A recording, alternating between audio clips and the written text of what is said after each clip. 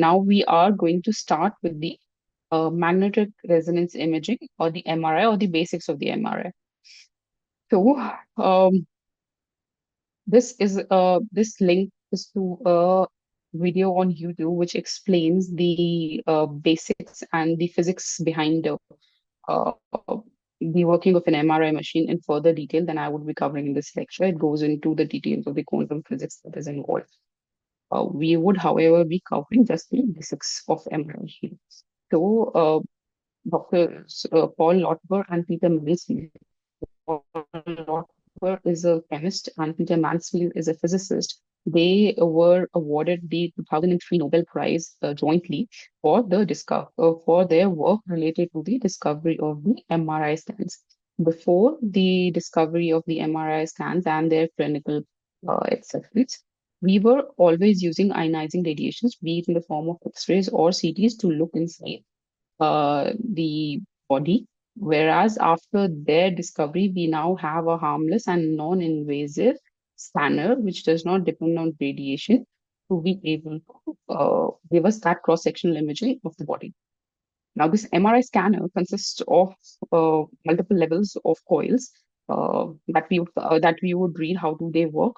So the coils that are there are the main magnet. Then we have the gradient coils, and then we have the radio frequency coils. So the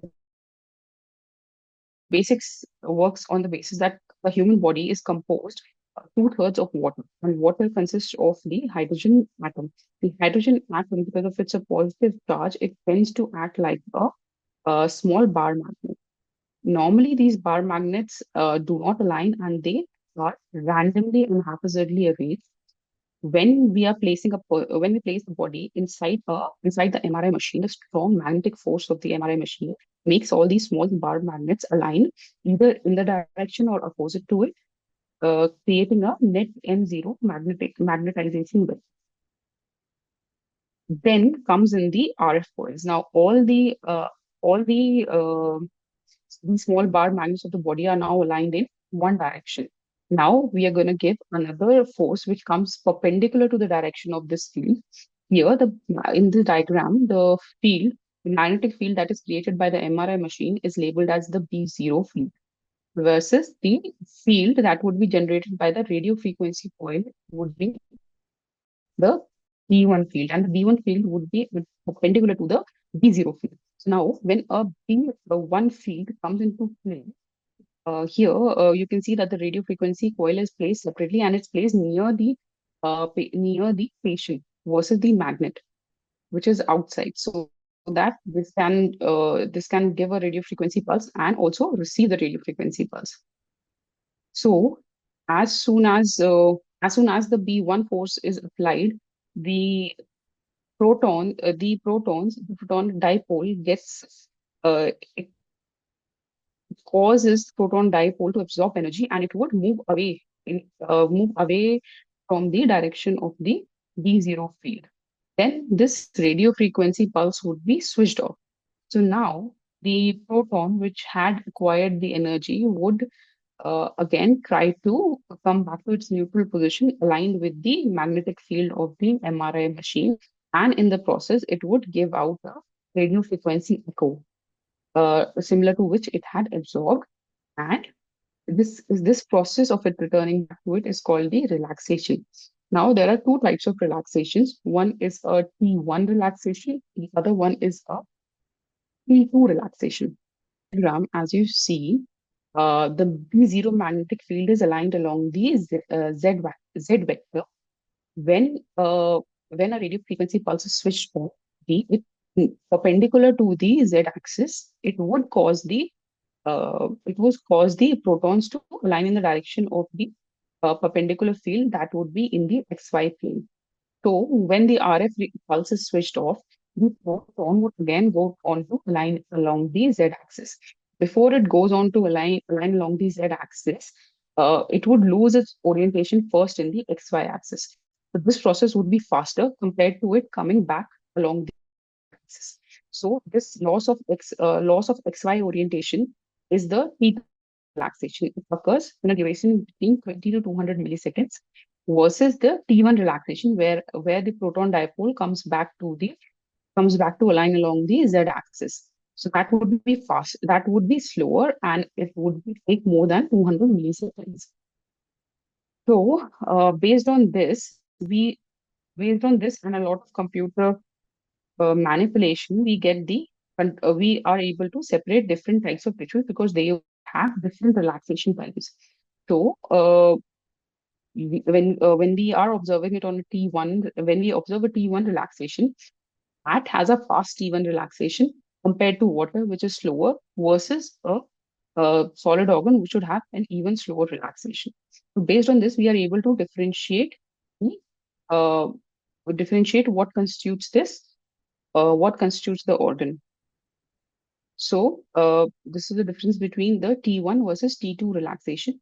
The T1 is usually slower than T2, and T2 is an exponential faster decay. So protons interact with each other when they are out of phase horizontally, and in T1 they give energy to the surrounding tissue to realign vertically. In T1, fat appears bright, fluid appears dark, whereas in T2, fat appears dark and fluid appears white.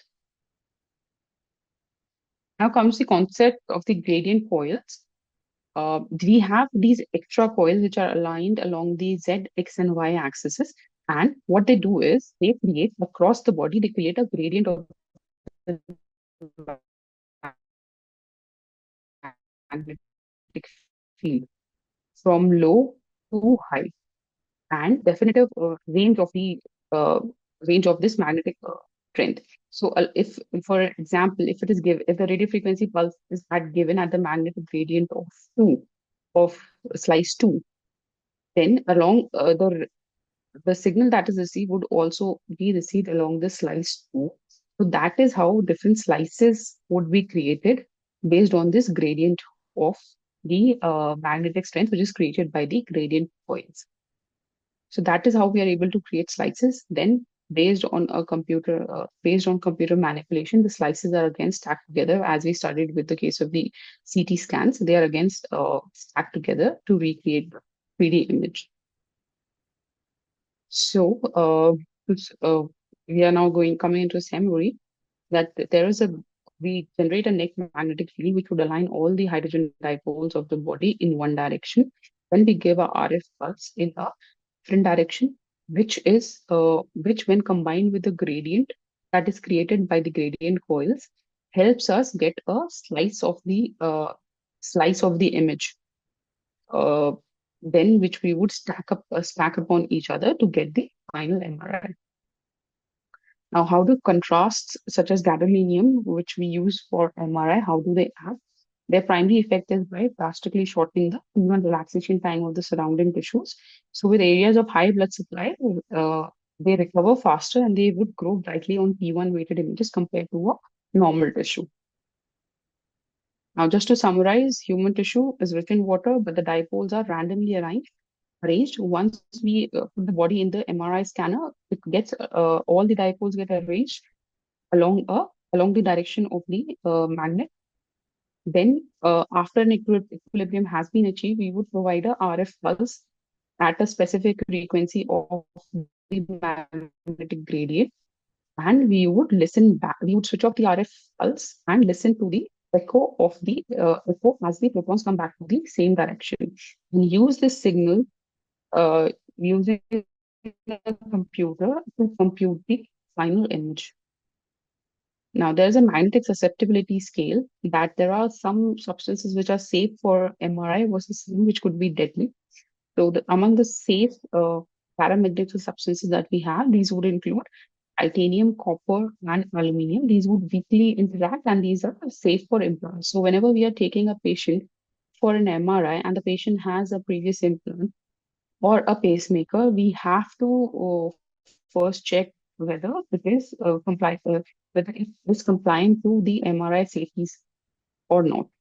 Because in patients who have implants which are not compliant with MRI, we cannot do the MRI scan because the results could be lethal.